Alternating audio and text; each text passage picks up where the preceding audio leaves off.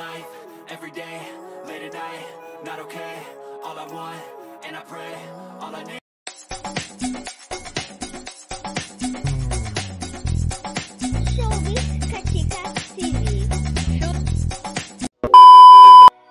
Kachika, halos ilang araw na nga naging usap-usapan sa social media ang issue patungkol sa mag-asawang Andy Eigenman at Pilmar Alipayo dahil nga sa mga isyong binabato nila sa isa't isa. Unang-una nga dito ay nang i-check nga ng mga netizens na naka-unfollow nga sila sa isa't isa. Isa na nga daw yun ang senyales na may problema nga ang mag-asawa. Sinundan pa nga ito ng sunod-sunod na cryptic post ni Andy Eigenman sa kanyang social media na talaga namang lalong pinaghinalaan ng mga marites ng bayan.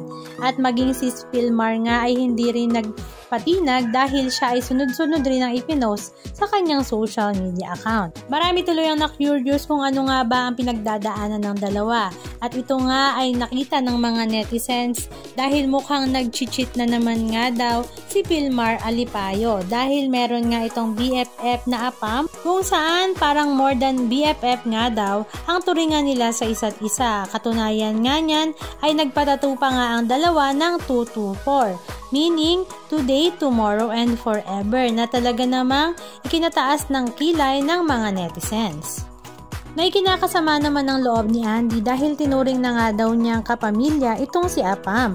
At the same time ay nalaman rin nga niya na ito pa nga raw ang naghimok kay Pilmar na magpatato silang dalawa kahit alam niya na hindi naman ito nararapat dahil pamilyadong tao nga si Pilmar. At the same time ay mali rin naman si Pilmar dahil hindi nga muna siya nag-isip bago magpatato kung ano nga bang iisipin ng kanyang asawa. Samantala ngayong araw nga February 10, 2025 ay mukhang all is well na nga sa mag-asawang Pilmar at Andy dahil magkasama nga silang sinundo ang lolo at lola ni Andy Eigenman na sila Mr. Eddie Mesa at Miss Rosemary Hill. Sinunda naman ito ng lovely lunch sa isang restaurant sa Siargao.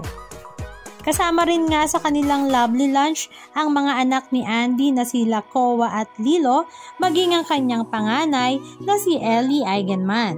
Samantala sa latest post naman ni Pilmar ay mukhang pinapabura na nga niya ang kanyang tattoo na 224 dahil nga para matapos na ang issue na ito.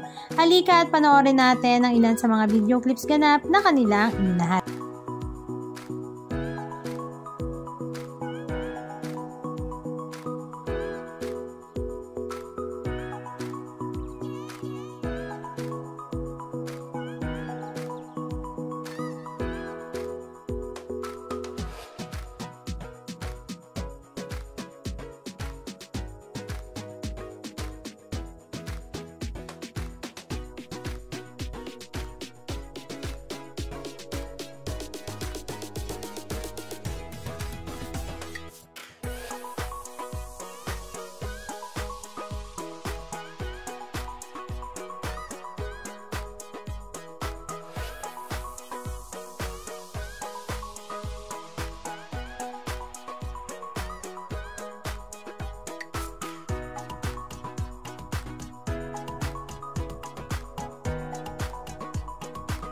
Anong masasabi nyo mga kachika? Just comment down below.